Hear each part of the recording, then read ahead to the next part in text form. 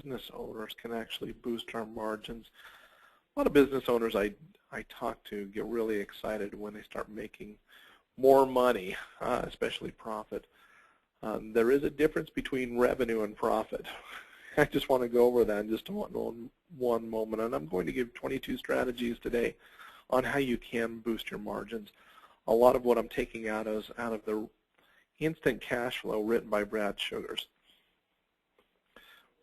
Margins are a lot different than revenue. Margins are what you earn after all costs have been deducted. Therefore, any increase you make to the margins is clean profit.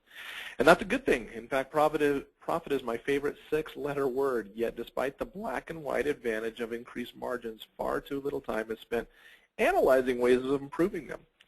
The really exciting part is the tiniest of improvements can equate to massive differences in your bank account. By increasing margins by a mere 5%, some businesses will experience profit increases equivalent to 50% in sales and sometimes even more. I'm going to get a couple examples here, but I want to give some profit margin strategies that I actually took out of the book and strategies that I've tried with my own clients here.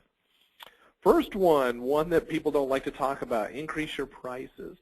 It's a known fact that if you increase your prices, you can sell about 22% less. Let's just say if it's an example of 10%. If you increase your prices by 10%, in most cases you can lose 22% of the business and still be just as well off. That's our number one strategy. So many people don't like to do it. I've tested and measured it with a lot of my clients. Increasing prices, even in a poor economy, didn't lose people in business. The way you overcome prices is through more education. Number 2, piece rate. Control your labor. All those costs that are going out in labor, we all know labor is the number one expense in all businesses. If you learn to control it, you will be profitable almost every time. Don't just assume that your employees are great employees and then paying them hourly rate. They're going to do what you say you do in a short period of time. That just doesn't happen anymore. You've got to control your labor. Number 3, sell more big core items. It's kind of obvious, is the things that sell more of them. That's where your advertising should go. Number 4, don't discount. That goes along with number 1, increasing your prices. When you discount, you have to sell, in most cases, 22% more if you give a 10% discount. When you give 40 and 50% discount off your regular prices, just give it away. It's the same difference. Number 5, sell only quality. Quality just goes without saying. If you sell quality, you're not going to have to give it back. You're not going to have to go back and fix things. Number 6, sell yourself. You're worth more. What are they buying? Are they just buying your organization? Are they buying your product? No, they're buying you and the expertise that it comes with it.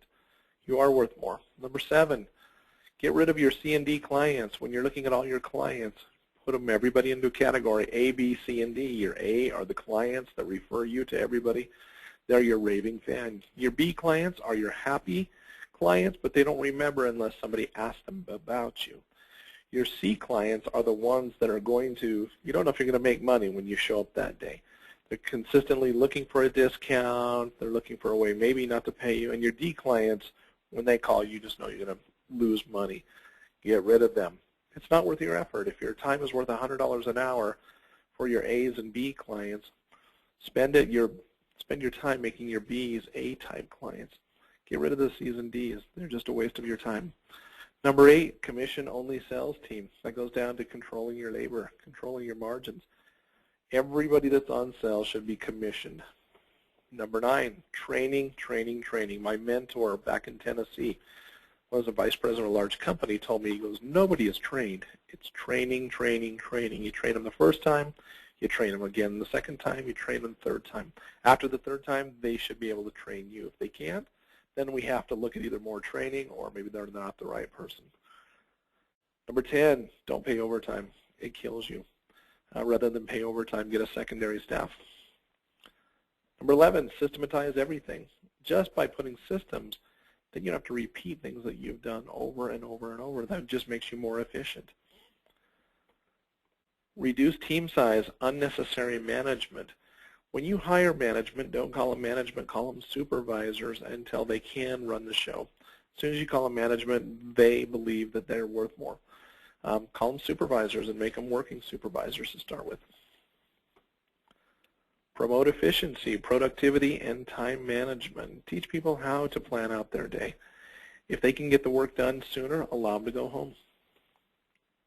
Negotiate employment agreements. Instead of saying this is your job description, give them an employee agreement, which is the job description, but it also states that these are your expectations. You can use that same employee agreement for anytime you have to do a review with them.